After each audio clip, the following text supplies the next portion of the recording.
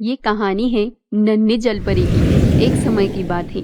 समुंदर के नीचे एक महल था, जहाँ समुंदर के राजा जलेंद्र अपने दो बेटियों के साथ रहता था। राजा के बड़ी बेटी का नाम मिली और छोटी का लिली था।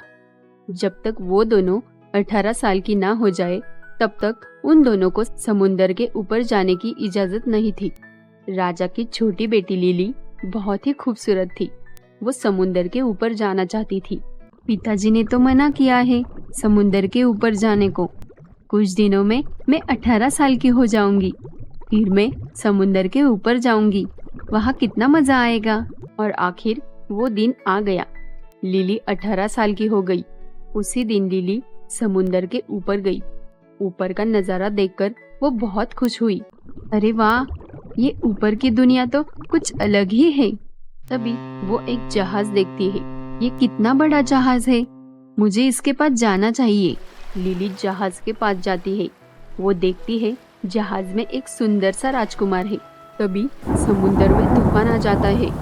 तूफान की वजह से जहाज डूब जाता है और जहाज के साथ साथ राजकुमार भी पानी में गिर जाता है। राजकुमार डूबने ही वाला था। तभी लिली राजकुमार को बचा लेती है और समुंदर के किनारे ले जाती है। थोड़ी देर में राजकुमार होश में आता है और लिली वहां से समुंदर में चली जाती है। अरे, मैं यहाँ कैसे? मेरा जहाज तो डूब गया था, तो मैं यहाँ कैसे? तभी राजकुमार के सैनिक वहां आ जाते हैं और राजकुमार को महल ले जाते हैं। छोटी जलपरी लिली को राजकुमार से प्यार हो गया था। अरे, वो राजकुमार कितना सुंदर था, मुझे उससे मिलना है।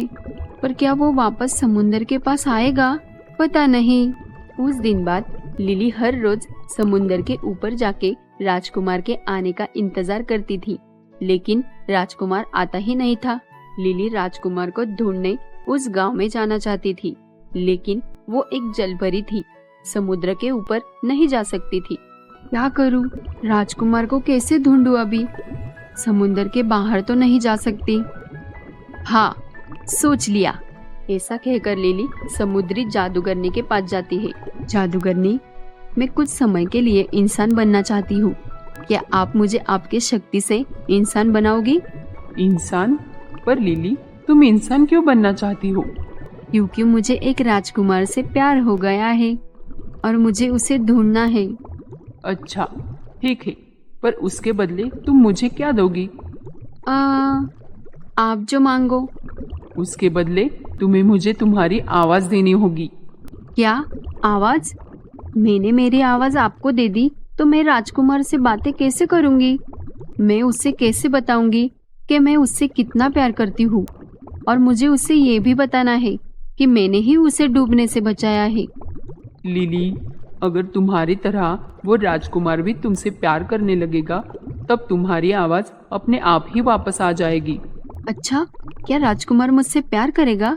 लिली जादूगरनी के इस बात को मान जाती है और उसे अपनी आवाज देने के लिए तैयार हो जाती है। फिर जादूगरनी अपने शक्तियों से जलपरी लिली को इंसान बना देती है। लिली बेहोश हो जाती है और फिर जब उसे होश आता है तो तब वो राजकुमार के सामने होती है।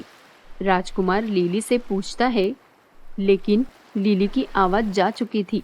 वो बोलने का प्रयास कर रही थी, पर उसकी आवाज नहीं निकल रही थी। राजकुमार को लगता है कि वो बोल नहीं सकती।